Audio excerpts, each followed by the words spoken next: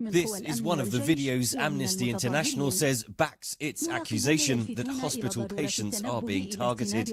Aired on Syrian state television and posted on YouTube in April, the video appears to show a medic hitting an injured protester. Videos like this are impossible to verify independently because Syria won't allow Western journalists into the country. But Selina Nasser of Amnesty says the evidence she has gathered is overwhelming. Even before I came across this video, we received consistent testimonies from wounded persons who were subjected to physical abuse at the hands of health professionals. And also testimonies from health professionals who are outraged by the conduct of their colleagues.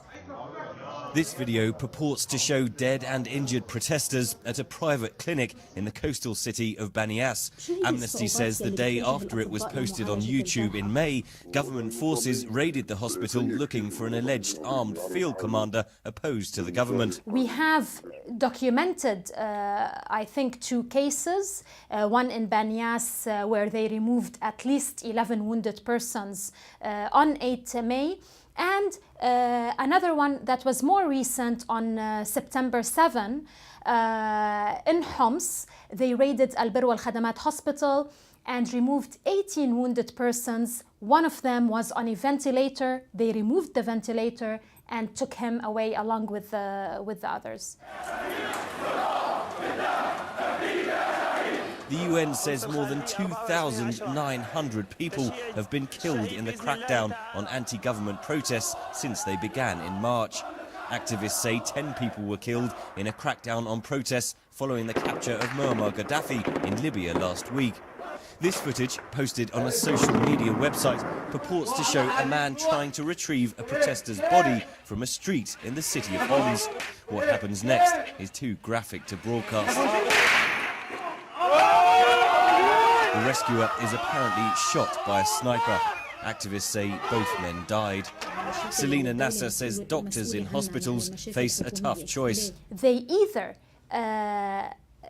treat the wounded, but they have to report these wounded persons to the authorities as instructed by the Ministry of Health, and therefore putting the wounded patients at risk of arrest and torture. And they are health professionals, how can they do that? Or they disobey the Ministry of Health's instructions and protect the wounded persons, not report them to the authorities, and therefore the health professionals themselves become a target of arrest and torture.